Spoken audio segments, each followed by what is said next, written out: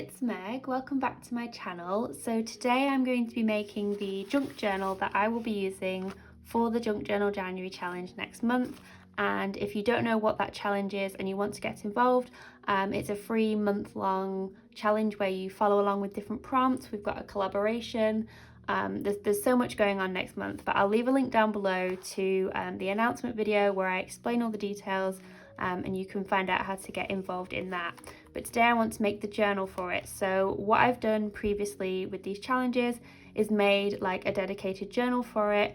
I think it's quite fun to just have a space that you can use for the prompts. Of course, if you've already got a junk journal on the go, you can absolutely use that journal as well. There's no kind of requirement to make a new journal, but if you're anything like me, then you love making journals, and any excuse to make a new journal is something that I will sign up for. So I've made myself a new junk journal. So I've just got here a couple of examples of previous journals that I've made for this challenge.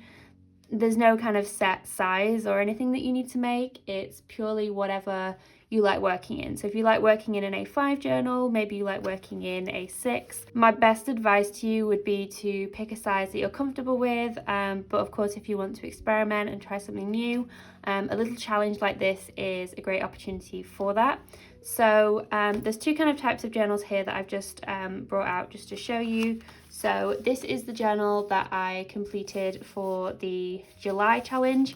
As you can see, it gets really chunky, and it's super fun to see it fill up throughout the month. And this is just a standard, I think it's about A6-ish size, figure of 8 stitch, nothing too complicated at all. And then I was like tipping things in throughout the month using lots of different papers, different sizes in some cases. Like there's pages here that are slightly smaller. You could do different like widths of your pages as well, and then it kind of fills up then throughout the month. So you could create a journal like this. I like the smaller sizes because for a daily challenge it is like a little bit more sort of manageable and easier when you're doing kind of a daily prompt to create on a little bit of a smaller scale. So if you're maybe new to this, I would recommend like A6 or keeping it quite small. A5 is a little bit large. I have gone a little bit bigger this year. I wanted to do like a standard TN size, just because I fancy doing something different. But yeah, if you're new, I would definitely recommend an A6. It's a really kind of fun size to work with.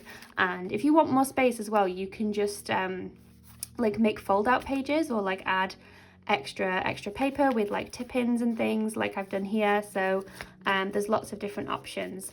Another fun way to make a journal, and we were all on the Accordion journal hype last July and also in January. So if you haven't like bound a journal before and you're a little bit nervous about doing that, you can create a no-sew journal. And basically what you do is just create like one giant strip that you then fold into like a concertina accordion style, and then you can work on the front of the journal, flip it over, work on the back of the journal, so there's no sewing involved. And sometimes it's quite easy to work with as well because you can lay your journal out flat. So you know how sometimes when your journal's getting chunky and you almost get a bit of a like curve on the left hand side of the page, with this you can lay your journal completely flat. You can work like across pages. So there were a couple of examples here where I was almost creating pages, where is it? I think it's this one. Yeah, I was almost creating pages that like went together and almost made a bit more of a story, and you can kind of work across pages, and it's also fun to just like see them all together like this as well. So that's definitely an option, and I'll leave a link down below where you can see how to make this. But to be honest, it's super easy. You can use up all your like scraps and bits and pieces that you have like lying around. You don't need paper that's like a certain size. You can see here I've just used like lots of different pieces. So there's like one here, another one here, and I've just like patchworked it together. So that's a really fun option for making a journal as well. I'll also leave a link down below to, I've made a tutorial on just how to make a junk journal. So if you're looking for something that's like really in depth, I go through all the steps in terms of like what to look for when you're choosing your papers, the binding method, things like that. But this one I just created with the simple figure of 8 stitch, and then I've got a bunch of different papers. So I will show you the process of making this journal. So I started out by measuring out a template piece of paper for this journal. If you've seen my videos before, you know that I'm not like a huge measuring person. I just kind of fold the papers and see where we go. But as this is quite a specific size, I wanted to make sure that I was being accurate to a certain degree with the papers that I was making, because I wanted to do a mix of full sheets and then also patchwork pages as well, similar to how we did in the Accordion journal. So I measured myself out, just a little template as a guide, didn't use it for all the pages, but just wanted that as a rough base. And if you want to make a standard TN size, the measurements are 4.25 inches wide and then 8.25 inches tall once it's folded in half. So it's quite a unique size, but if you're familiar with like traveler's notebooks and things, it's quite a fun size to use.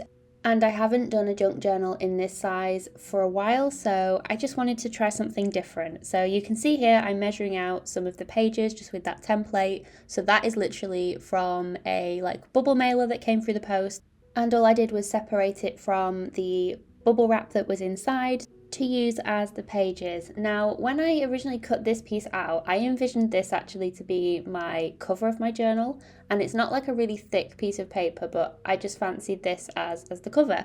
And as you'll have seen by the start of the video, this actually doesn't become the cover at all. So it's really fun to see when you're making the journal and you've kind of got all the different papers out in front of you, how things change and evolve based on, you know, when you're putting things together and you see them side by side, you know, you can swap out the pages before you actually bind it together to create a look that you like.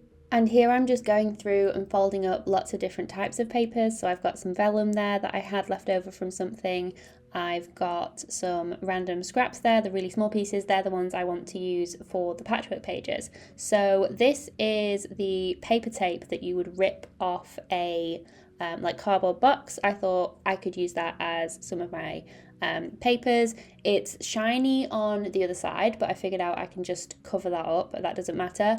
And it's actually quite sturdy because it has those little like plastic things running throughout it, you know, to make it a strong tape.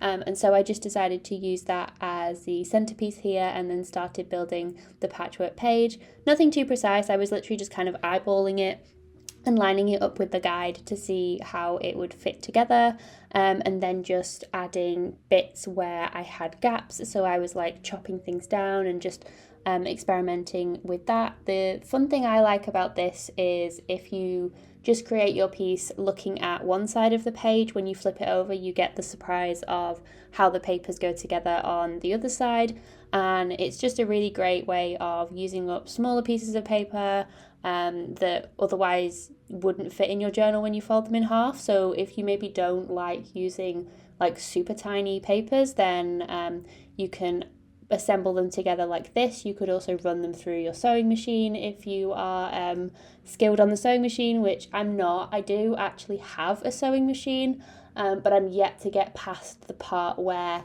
everything just bunches up. So if you do have sewing machine tips for me, I'd love to hear them, because I would really love to add some like stitching to my journal. And so all I did was continue to build up the different papers, try out different things, you know, switch around the order, see what I liked, until I had enough pages. So if you want a specific count of pages, because I've just added as many as I felt like to this before I couldn't reasonably bind it into the journal, but each sheet that you put within your journal will give you obviously 4 sides if you like working on just the one side of the page. So you would need 8 sheets of paper folded in half and then a cover as well to be able to work on one side of the spread for the 31 days, and that will also give you an extra one because that's actually 32, and you'll have space maybe to do a cover page. Maybe you want to stick the prompts in at the front, do a title page, something like that. But that is a quick way to kind of know how many pages you exactly need if you're worried about running out of pages. I think when I did a count and I flipped through this journal, I think I have slightly more pages than I need for each of the prompts, but on some of the days I might do like the whole page, but for others, I know, for example, with like the vellum page, realistically I'm only going to work on one side of that. I might not work on the other side, so I've kind of given myself a bit of wiggle room there, because if I come to my page and I decide I want to do something different for one of the prompts, then I've got enough space. But you know, if you run out of space in your journal, of course you can always add like fold out pages, tip-ins, as I mentioned earlier, to add more paper to your journal.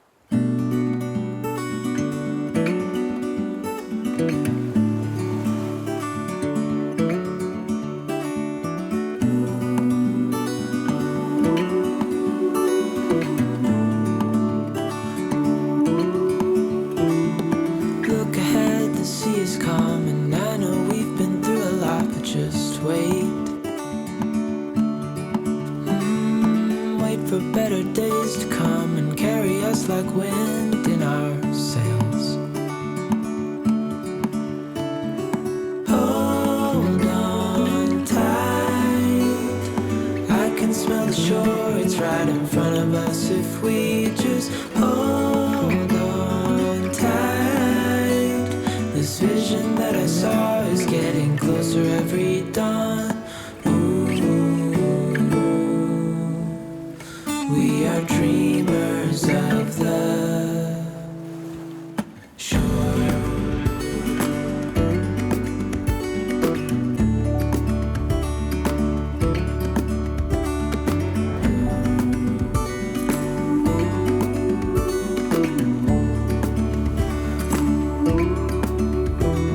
7 years now on this boat, and we all know where we belong. Just wait.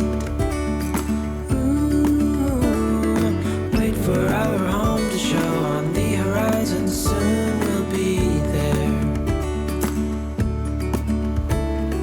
Hold on tight, I can smell the shore, it's right in front of us. If we just hold on tight, this vision that I saw is getting closer every dawn.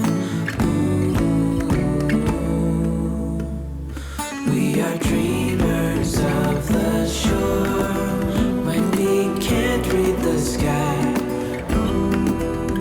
We just sail with the wind that we've got, and when we're drowning in doubt, just keep on believing. We are dreamers of the shore.